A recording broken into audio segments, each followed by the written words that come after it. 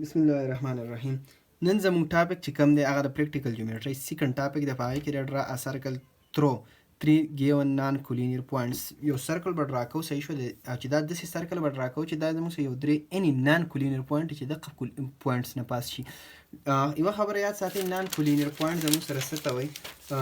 یوې کولینیر پوینټ یې صحیح ده. کولینیر پوینټ هر هغه پوینټ چې په سیم لاین باندې، لکه فار ایگزامپل دا پوینټ دا پوینټ دا پوینټ، تاسو کو ډیفینیشن لیکئ all those point which are lies in the same line is called collinear point. لکه دا پوینټ A دی، دا B دی، دا C دی، دا کولینیر دی. اوس هر هغه پوینټس چې د هغه نه زموږ سره دوه نه به زیات دي، هر دوه پوینټ همیشه کولینیر وي. هر هغه پوینټس چې هغې په یو لاین باندې، لکه دا درې شونه، دا اوس نان کولینر دی. دې دوه نه یو لاین پاس کېږي، خو دغه لاین د ده نه پاس کېږي. د لاین او لاین کرو نه ښه لاین سټریټ یې زموږ سره.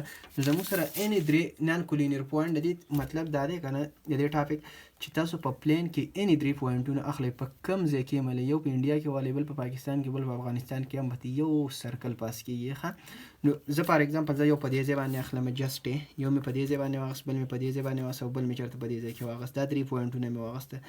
نو دې درې پوینټونو به صرف یو او یو سرکل پاس کېږي. دا تیورم هم دی زموږ سره شاته، صحیح ده. نو دا خبره مونږ کوو، دلته جیومټریکلی کوو، هلته مونږ انالیټیکلی کوله. نو ګیون پکې زموږ سره څه شی دی؟ ایک نمبر ګیون خبره پکې دا ده چې اني 3 نان کولینر پوینټ. فار ایگزامپل دې پوینټ ته ما څه یو ته A نوم وایه، بل ته مې B نوم وایه، او بل ته مې C نوم وایه. اني 3 نان کولینر پوینټ، اني 3 نان کولینر پوینټ، کولینر پوینټس پوینټ A B and C، صحیح ده. ریکوایرډ پکې څه شی دی؟ ریکوایرډ پکې زموږ سره دا خبره ده چې یو سرکل صرف د دې نه پاس کېږي. ریکوایرډ پکې ده، ریکوایرډ ټو ډرا one and only one circle to draw. یا داسې ولیکئ to draw a circle passing through this point. هم صحیح دی، passing through this point، صحیح ده. یو داسې سرکل چې صرف د دې درې واړه پوینټونو نه پاس کېږي. نو سټیپ اپ کنسټرکشن ډېر ایزي کار دی. ښه، سټیپ اپ کنسټرکشن تاسو به ایک نمبر داسې چلو کوئ که نه ماشومانو، چې دا درې واړه پوینټونه به خپل منځ کې میلاو کوئ، څنګه چې ما مخکې کول، چې جاین A to B، A به د B سره میلاو کوئ، او B به د چا سره میلاو کوئ؟ B به د C سره میلاو کوئ، صحیح ده. B به میلاو کوئ د C سره. نو مونږ څه چلو کو؟ په سټیپ 1 کې مونږ جاین هم کو A to B and B to C. M د B سره جاین کو، B د C سره جاین کو. دویم نمبر سټیپ څه چل به اوس وکړئ؟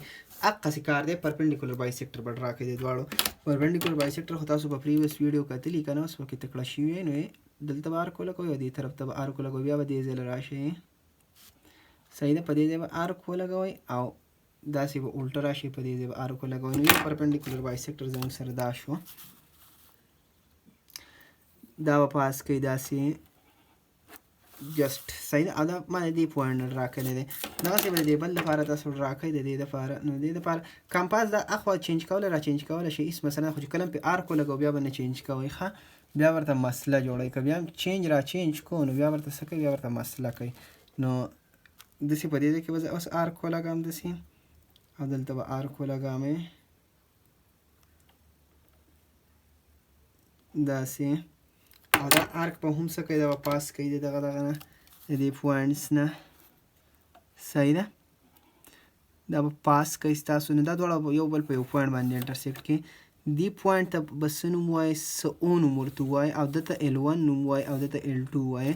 او په دې کې ورته دویم ولیکئ چې ډرا پرپنډیکولر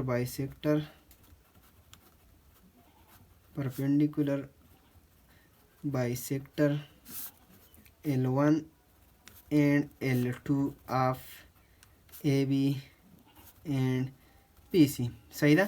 او دریم کې څه چلو شو؟ both L1 and L2 intersect each other. د یو بل intersect each other at point O.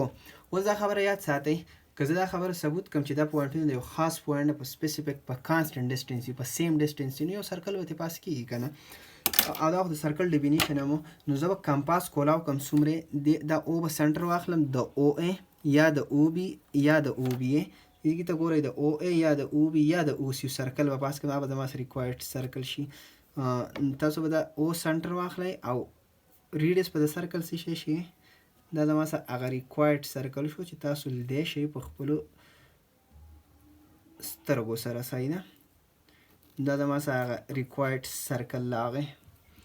او بیا هم څه چل وکړو په څلورم سټیپ کې مونږ دا چل وکړو چې ټیک او ایس a center and draw a circle with radius is څومره دی r د سرکل برابر دی د measurement of the OA د length یا د دې برابر دی د measurement of the OB د length یا برابر دی د measurement of the OC د length. تاسو ولده and ها ټیک او از سنټر and draw بس کمپلیټ شو نو قضیه پورې پوره دی.